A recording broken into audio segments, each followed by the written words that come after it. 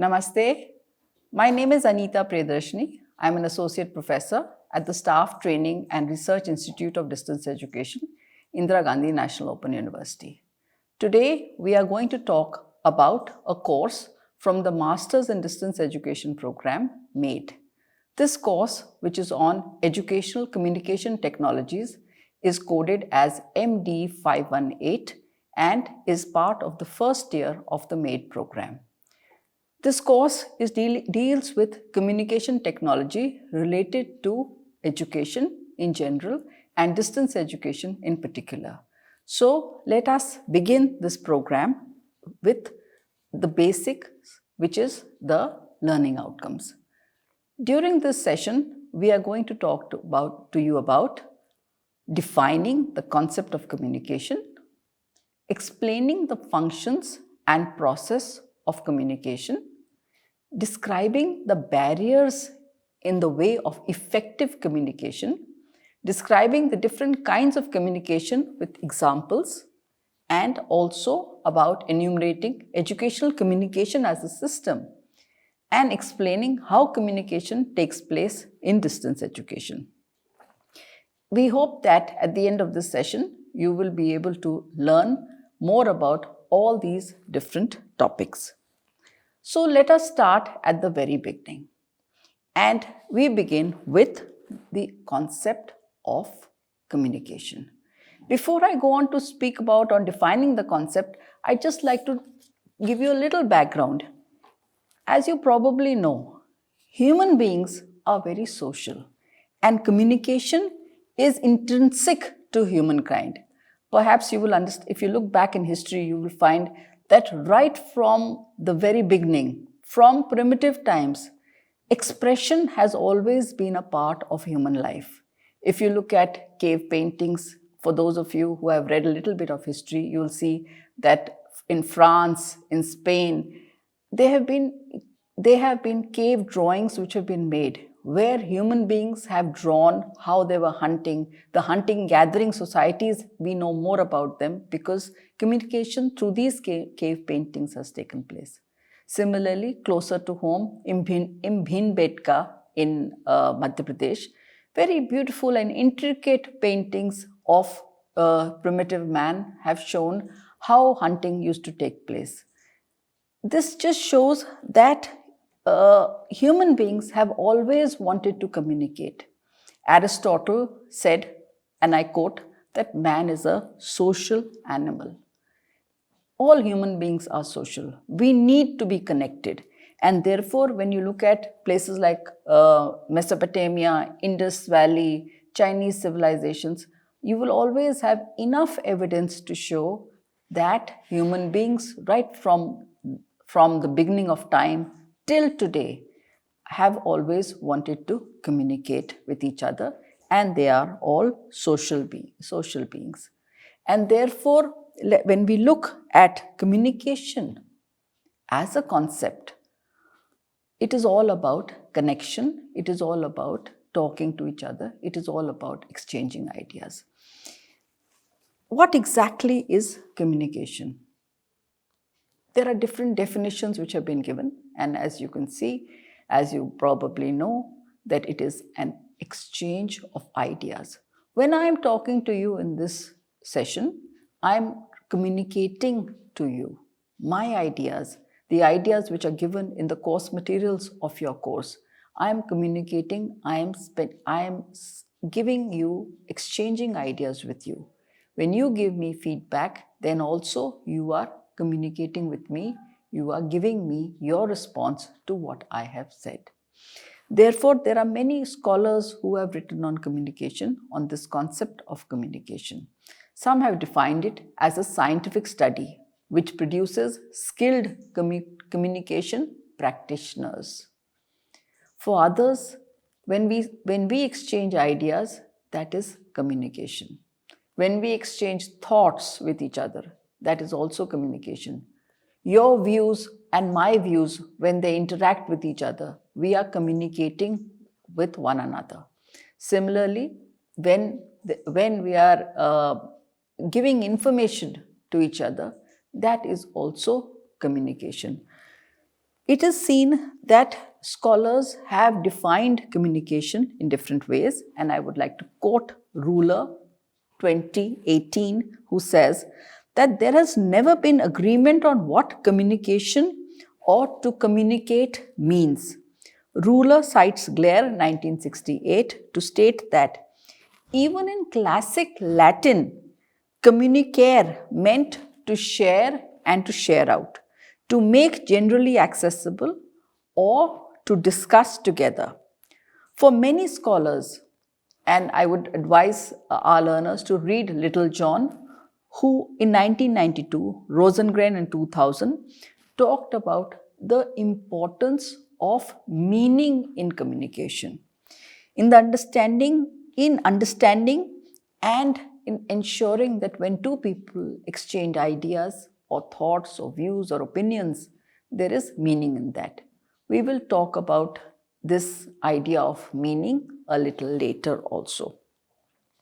We also see that there is Shannon and Weaver, who has defined communication as something where one reproduces as faithfully as possible a message which is sent from one place to another.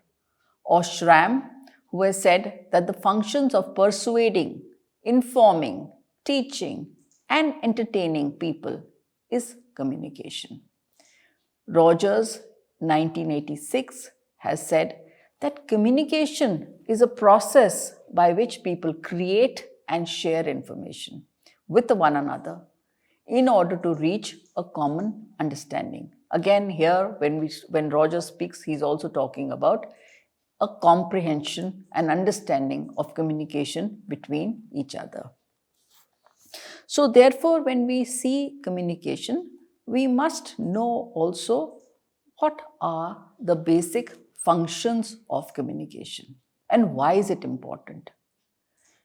Communication is important because it is one of the most important ways in which human beings interact. It is also a very complicated human activity, although we speak every day. But there are certain biological, psychological, cognitive systems which are going on when we are communicating. There is a lot of functioning happening between the sensory organs by which communication is taking place. And therefore, when we speak to each other, when I speak to you, there is information which is being acquired, it is being assimilated, and it is also being accommodated and then transferred to you.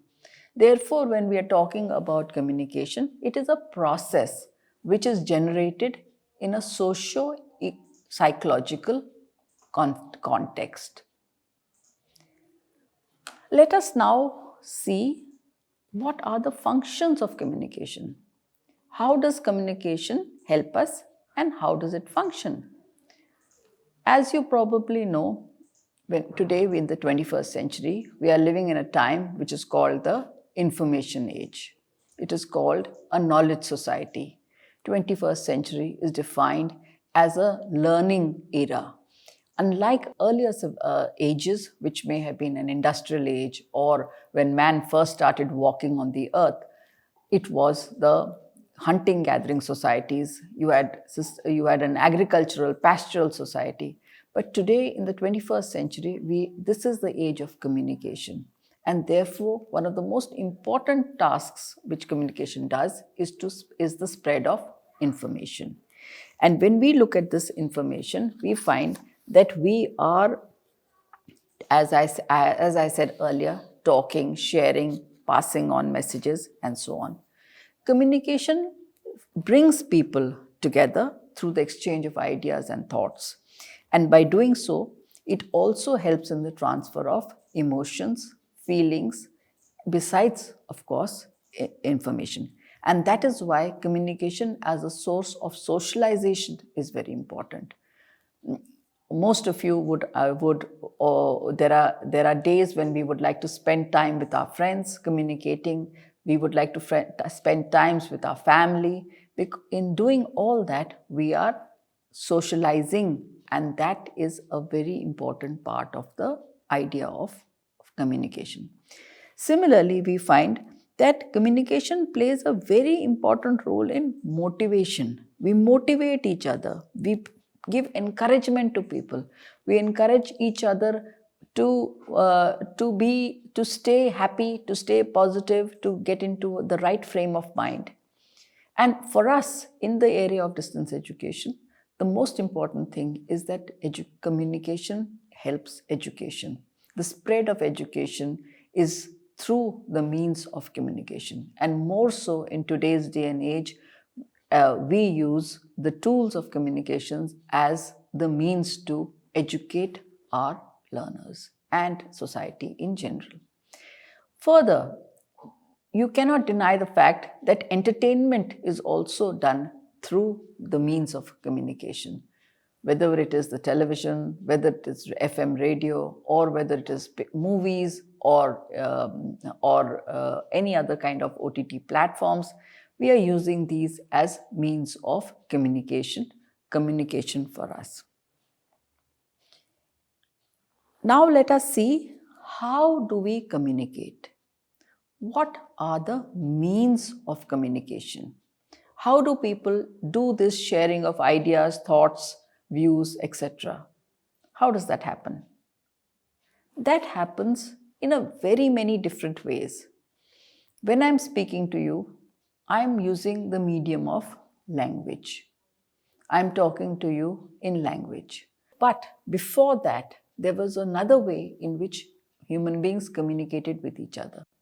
And that continues to exist today also, and which is signs, symbols, sounds. When I clap, I'm also communicating. I'm giving a sound. When I say something, there is also a sound coming. When we see a sign, if you travel on the metro or you travel on the road, you will find there are very many road signs which are there. There are signs which are given, there are directions which are given, there are names of boards which are given, there is signage all over, which also tells you that there is some communication taking place through signs and through sounds. On the red light when you stand, when the symbol changes from red to amber to green, that is also communication. And therefore we find that communication there can be a full language which is built around communication. For those who are using Braille or those who are using sign language, they are communicating very, very comfortably using signs and symbols. For most of us, the written language or the spoken language or the script or the dialect is a means of communication. In India, right from ancient times, whether it is classical Sanskrit or Tamil or any other language, which all of them have a long and very rich history of the use of language and script. In ancient India, you will find the use of Brahmi, you will find the use of Prakrit, which was used by ancient Indians to speak to each other.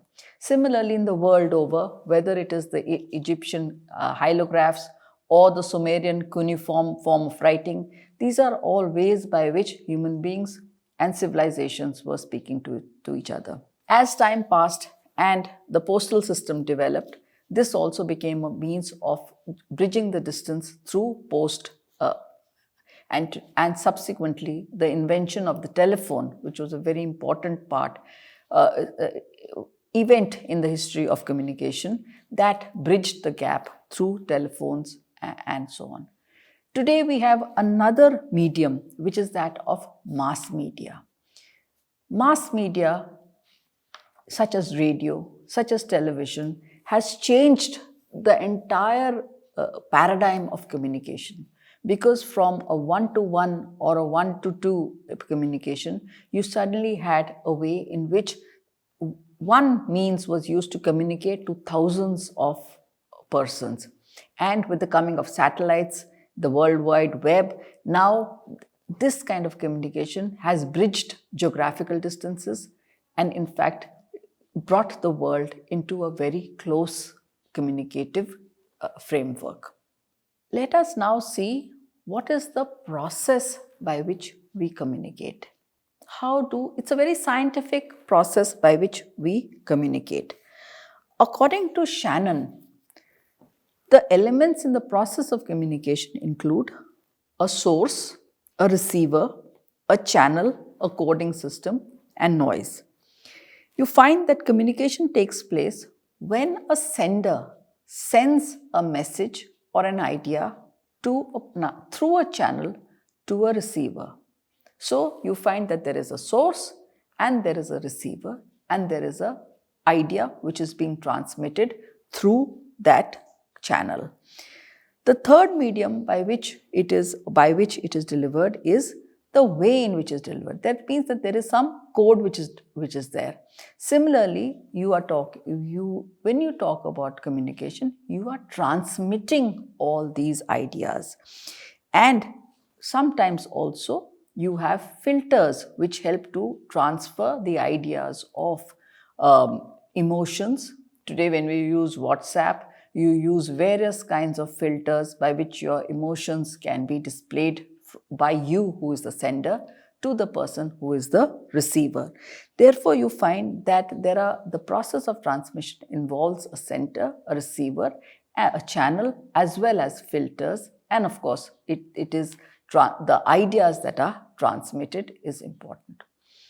And there is the other aspect that I would like to speak about is that of noise.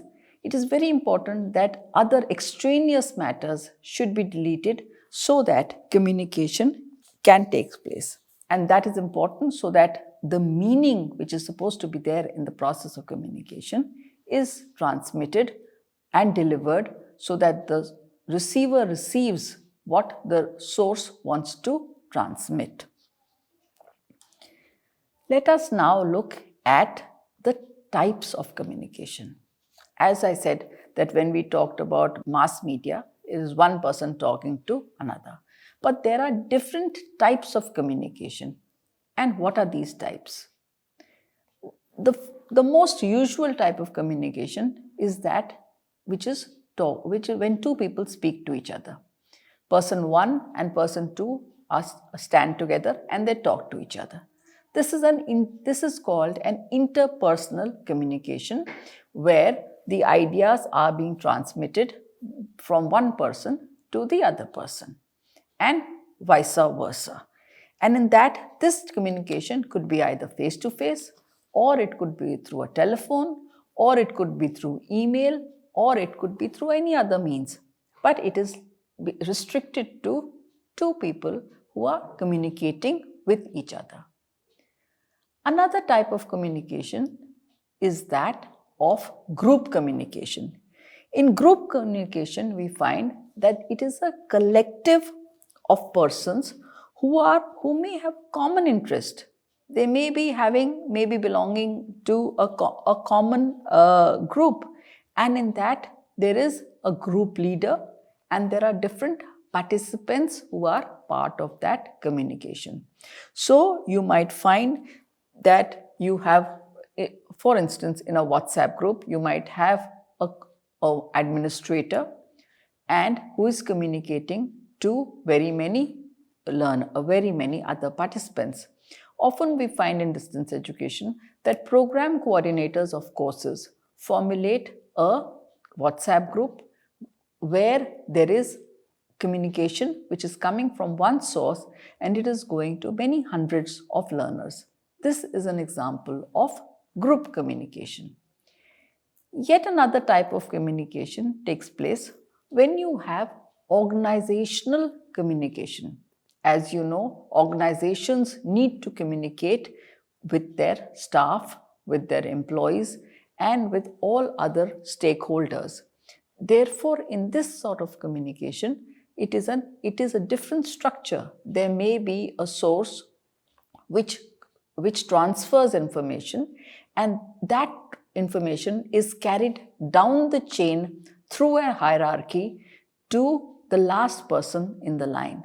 Therefore, this organizational communication allows the ideas, thoughts, vision, mission of the organization to filter down to the last person. It could also be a way by which feedback is gathered by the organization so that it is able to function in an effective and efficient manner. And the last type of communication is that of mass communication.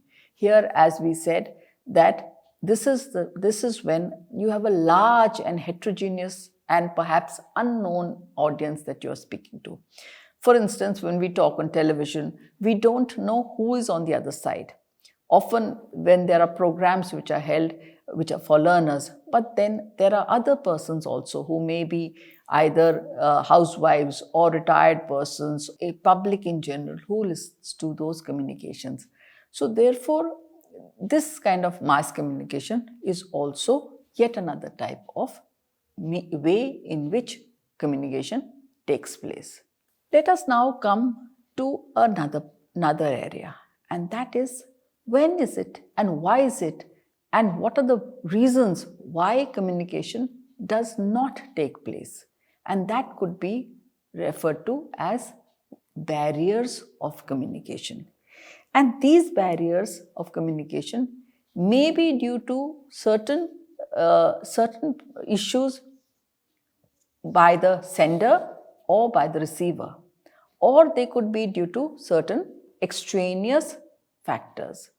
When a receiver is not able to understand what the sender is sending or trying to communicate, then we say that there is barrier.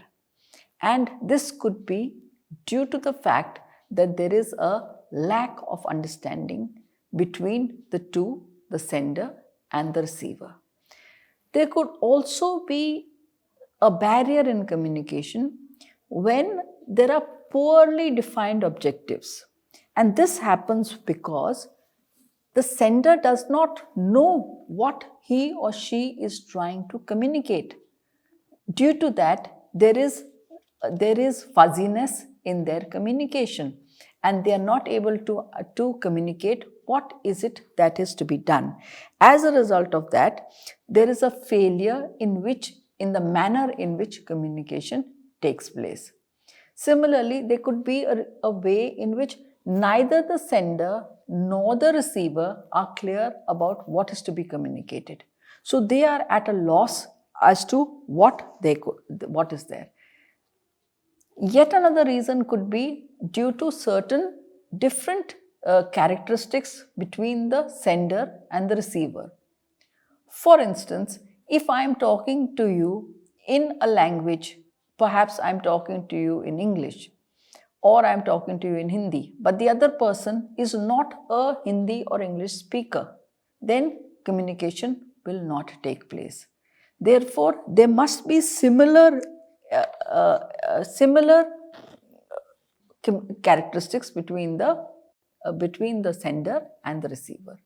There could also be reasons which are hidden, such as certain tensions that might take place. Sometimes what happens is, as the sender, I'm trying to pass on a message to someone, but for some reason, the receiver at the other end is having some issues and therefore is not in the frame of mind to understand my message. As a result of which, communication will again not take place.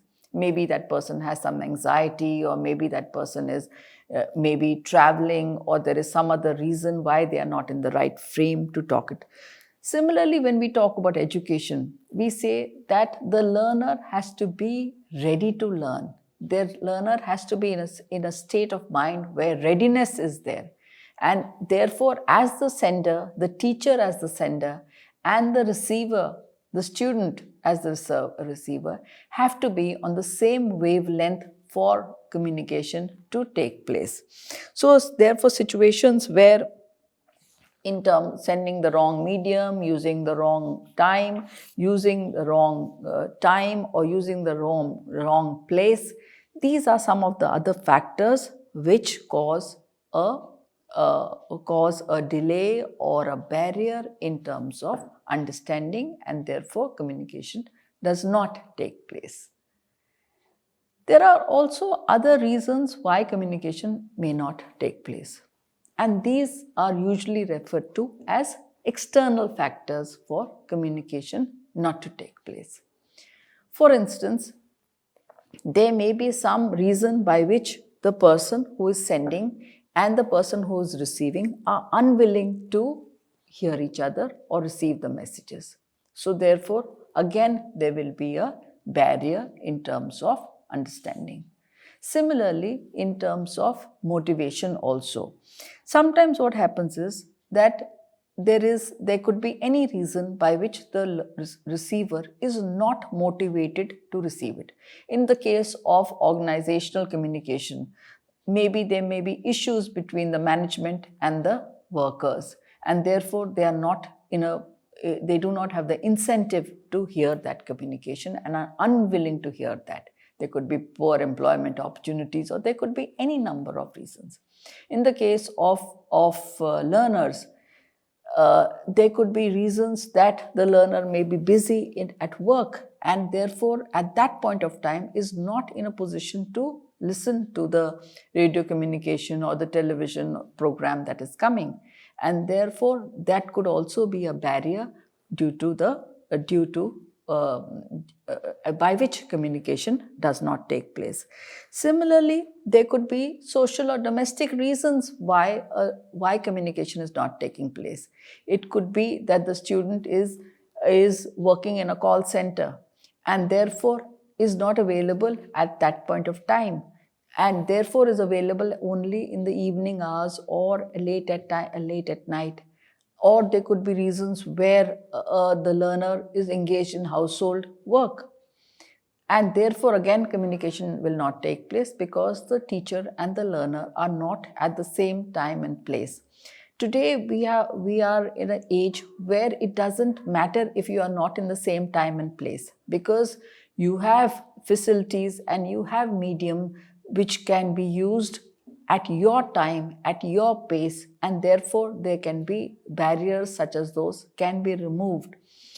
You can have recordings, you can have programs which can be saved, and therefore you can hear them as learners as and when it is convenient to you.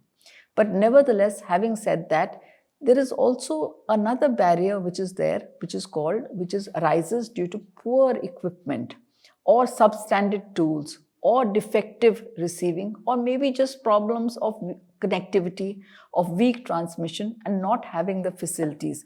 Sometimes if a person is trying to use their phone, but there is bad connectivity, then you find that you cannot, even if you have the need, if you have the desire and you have the time, but due to weak transmission, you are not able to hear that. So these are all barriers which are there, by which communication does not take place. Let us now come to the concept of educational communication. And this educational communication concerns itself with the process of how teachers, that is senders, and how students, that is receivers, act and how they receive in order for learning to take place. And this communication may be related to the content or the skills or the development of competencies, attitudes, values, or any other related activities by which education, information, training is taking place.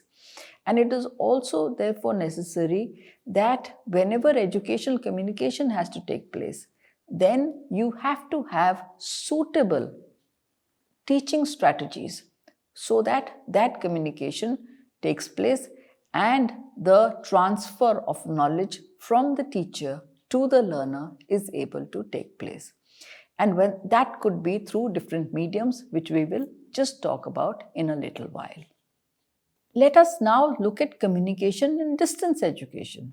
This is the most important part of understanding, because as learners, in a distance education university or school or institution, the learner is at a distance from the teacher. There is a physical distance between the learner and the teacher, as against a time and space where in a face-to-face university or school, you have the teacher right in front of you. The physical presence of the teacher is in front of you, and the teaching is taking place in real time, where the student is also able to provide feedback on the spot. In the case of distance education, you find that the learner is a self-directed learner. The learner is a self-motivated learner. And also the learner is studying all alone, perhaps at home, perhaps at the workplace, but is studying largely on their own, and they are coming to the study centers or reaching out to the teacher only at certain fixed times. Similarly, as a result of this, the student may not be able to motivate themselves and may face issues by which they may then drop out. Therefore, communication in distance education is really important so that the learner stays within the system, is able to find the support from the teacher, and therefore thereby complete the course. When we look at distance education, we find that communication takes place through a number of different means and strategies. And these strategies include the tools such as self-learning material. I will not go into detail about self-learning material except to say that the self-learning material is considered as the teacher in print. Print is the master medium by which learners are able to study, they are able to get guidance, and they are also able to manage their own learning. In addition to self-learning materials, we also have academic counseling. And academic counseling means the time where there is face-to-face learning taking place, where learners can go to the study centers and they can receive instruction from academic counselors, and they are able to clear their doubts from the academic counselors. Another important way in which feedback or communication takes place is that of assignments. Assignments are the way in which students write their responses and teachers provide them with the tutor comments in detail so that they are able to understand how they have written or where they need to improve their answers. In addition to that, there is also a very, very powerful medium of audio-visual programs. And today, this method has actually changed the way distance education is seen and the way it is taught. Especially in the last 1 year, following the pandemic, the way the technology has become the most important way. Audio-video programs, teleconferencing, interactive radio programs, even the online academic counseling, online submission of assignments, everything has become through the medium of technology. And which is why understanding technology, understanding how to communicate through technology is the soul of distance education and will continue to remain a very important part by which the gap between the learner, the physical distance between the learner and the teacher is removed. I would just like to say that when in distance education teaching is taking place, important aspect is that of selection of media, because the success of communication in distance education lies so that the teacher is able to achieve the desired objectives for the larger benefit of the learner. As a teacher, it is my objective and my aim that whatever I am trying to communicate to you reaches you, and that you are able to give meaning to that and it benefits your learning. And the source, the teacher is the source and the learner is the receiver. When feedback comes, then the learner is the sender and the teacher is the receiver. There is a very important connection between the teacher and the learner, and in doing this, the success of distance education lies in a very strong, effective way in which we are able to communicate with you, our learners. I hope that you were able to attain meaning of this session, which was basically an introduction to communication technology. In this session, my aim was to communicate to you the functions, processes, and the types of communication, as well as to tell you about the different kinds of communication and the barriers that are there in communication. Lastly, in this session, to tell you about educational communication and to show you how communication takes place, how teaching learning takes place through different medium in distance education. I hope that you enjoyed this session and found meaning in it. Thank you and all the best.